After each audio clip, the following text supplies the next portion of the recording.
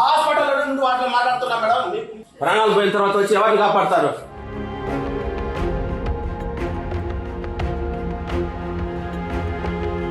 అన్ని ఉన్నాయి కదా డాక్టర్ గారికి, ఇక్కడ అన్ని ఉన్నాయి కదా మేడం షెల్టర్ ఇవ్వడానికి. డ్యూటీ చేయకుండా ఇంట్లో పడుకుంటే ఎట్లా మేడం? ఎవరికి ట్రీట్మెంట్ చేయాలి? ఎప్పుడు అడిగినా డాక్టర్ లేరు. ఇప్పుడు ఆ పోయిన ప్రాణం తిరిగి వస్తుందా మేడం? పోయిన ప్రాణం తిరిగి వస్తుందా? ఇంకో ప్రాణం కొట్టుకుంటుంది, కనీసం దానికన్నా ట్రీట్మెంట్ చేసి ఉండొచ్చు కదా.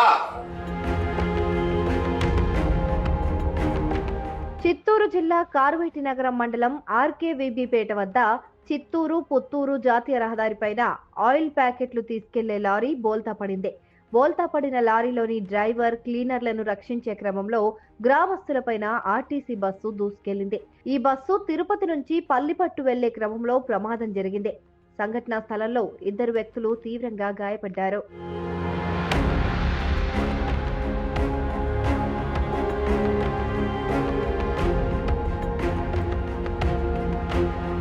అయితే గాయపడ్డ వారిని కార్వేటి నగరం సామాజిక ఆరోగ్య కేంద్రానికి తరలించగా అక్కడ డాక్టర్లు అందుబాటులో లేరు. దీంతో రామలింగం అనే వ్యక్తి అప్పటికే మృతి చెందగా గిరిబాబు అనే మరొక వ్యక్తిని తిరుపతి రుయా ఆసుపత్రికి తరలించారు. అయితే సకాలంలో 108 రాకపోవడం, సిహెచ్సిలో డాక్టర్లు లేకపోవడంతోనే ఓ వ్యక్తి మృతి చెందాడని స్థానిక గ్రామస్తులు ఆరోపిస్తున్నారు. గతంలో కూడా ఇలాంటి సంఘటనలు జరిగాయని, అయినా డాక్టర్లు, అధికారుల తీరులో మార్పు రావడం లేదని అంటున్నారు. అది రూరల్ ప్రాంతమైన వైద్యుల కోసం ప్రత్యేక గదులు నిర్మించారని, అయినప్పటికీ వైద్యులు అందుబాటులో లేక ప్రాణాలు పోతున్నాయని గ్రామస్తులు ఆరోపిస్తున్నారు. దీంతో వారు హాస్పిటల్ వద్ద ఆందోళనకు దిగారు.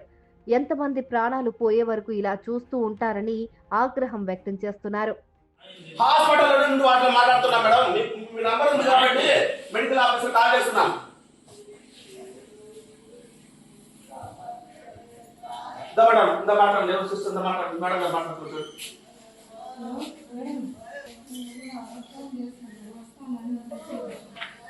ప్రాణాలు పోయిన తర్వాత వచ్చి ఎవరిని కాపాడతారు?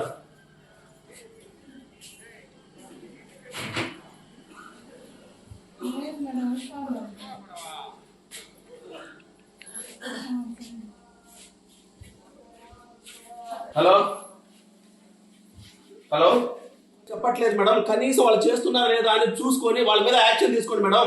ఈ విధంగా 100 ప్రాణాలు పోతా ఉంటే ఒక కుటుంబానికి ఒక ప్రాణం ఇంపార్టెంట్ మేడం. పోతే రెస్పాన్సిబిలిటీ ఎవరిది మేడం? కాదు మేడం, ఇంకా పోయిన తర్వాత ఇంకా చెప్పి ఎవరికి చెప్పి ఏం ప్రయోజనం మేడం? ప్రీవియస్ నా దగ్గర ఆధారాలు ఉన్నాయి మేడం. మీరు వస్తే నేను సబ్మిట్ చేస్తా మేడం. ఇప్పుడు డాక్టర్ గారు ఉండడానికి ఇక్కడ షెల్టర్ లేదా మేడం? ఈ రూమ్ ప్రత్యేకంగా రెడీ చేశారు కదా, అన్ని ఉన్నాయి కదా డాక్టర్ గారికి, ఇక్కడ అన్ని ఉన్నాయి కదా మేడం షెల్టర్ ఇవ్వడానికి. మరి వాళ్ళు ఇంట్లో పడుకుంటే ఎట్లా మేడం? డ్యూటీ చేయకుండా ఇంట్లో పడుకుంటే ఎట్లా మేడం? మేము ఈ రోజు కూర్చుంటాం మేడం. మా విలేజ్ మొత్తం వచ్చి హాస్పిటల్ ముందు కూర్చుంటున్నాము. చేస్తాం మేడం, మేము గట్టిగా చేస్తాం. ఇది చాలా సార్లు చెప్పాము. ఈ ఒక్కసారికి అయితే ఓకే, మీరు ఏం చెప్పినా మేము ఎక్స్క్యూజ్ చేసుకుని వెళ్ళొచ్చు. ఈ రిపీట్ దాదాపు నేను 10 times దాకా వచ్చున్నాను. 10 మంది పేషెంట్లు తీసుకొచ్చాను. నా దగ్గర విత్ ఎవిడెన్స్ ఉంది. ఎప్పుడప్పుడు ఏ డేట్లో ఎవరెవరు తీసుకొచ్చారని నా దగ్గర ఫోటోస్, రిపోర్ట్స్ కూడా ఉన్నాయి. ఎవరికి ట్రీట్మెంట్ చేయాలి? ఎప్పుడు అడిగినా డాక్టర్ లేరు. ఇంకా ఏదైనా పేషెంట్స్ ఎవరైనా వస్తే కూడా వెంటనే రెఫర్. ఇక్కడ డాక్టర్లు ఉన్నారు. ఎంతమంది డాక్టర్లు ఉన్నారు మేడం? ఇక్కడ 6-7 మంది డాక్టర్లు పెట్టుకుని ఒక డాక్టర్ కూడా ఇక్కడ లేకుండా ఈ విధంగా జనాలను చంపేస్తా ఉంటే ఎట్లా మేడం? ఇది కాపాడుకోవాలంటే ఇబ్బంది పడతారని చెప్పి నేను ప్రతిసారి వాళ్ళకి వార్నింగ్ ఇచ్చి వెళ్తా ఉన్నా. ఈ విధంగా చేస్తే ఒక 2 ప్రాణం, ఒక ప్రాణం బలైంది, ఇంకో ప్రాణం కొట్టుకుంటా ఉంది. అదే డాక్టర్ ఉంటే కనీసం ఏదో చేసి ఉండొచ్చు కదా. ఈ విధంగా డాక్టర్ లేకుండా చేస్తా ఉంటే ఎవరు మేడం రెస్పాన్సిబిలిటీ దీనికి? వాళ్ళకి వేల జీతాలు ఇస్తారు. వాళ్ళకి కావాలంటే ప్రైవేట్ హాస్పిటల్ పెడుతున్నారు, అక్కడ బతుకోమనండి మేడం.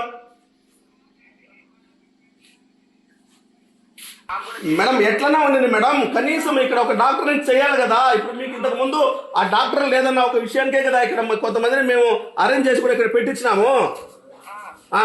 ఇంతకు ముందు కూడా లాస్ట్ టైం చేసి కూడా వాళ్ళకి కావాల్సిన ఫెసిలిటీస్ లేవు, రూమ్ లేదు, ఫ్యాన్ లేదు, టీవీ లేదంటే అన్ని కూడా మేము అరేంజ్ చేసి పెట్టించాం కదా. లాస్ట్ టైం కూడా వాళ్ళతో పై అధికారులతో కంప్లైంట్ చేసి. మరి డాక్టర్ ఉండడానికి ఏం ఇక్కడ ఏం మీకు? ఇప్పుడు ఆ పోయిన ప్రాణం తిరిగి వస్తుందా మేడం? పోయిన ప్రాణం తిరిగి వస్తుందా? ఇంకో ప్రాణం కొట్టుకుంటుంది, కనీసం దానికన్నా ట్రీట్మెంట్ చేసి ఉండొచ్చు కదా. వీళ్ళకి ప్రైవేట్ హాస్పిటల్స్ కావాలంటే అక్కడికి వెళ్ళి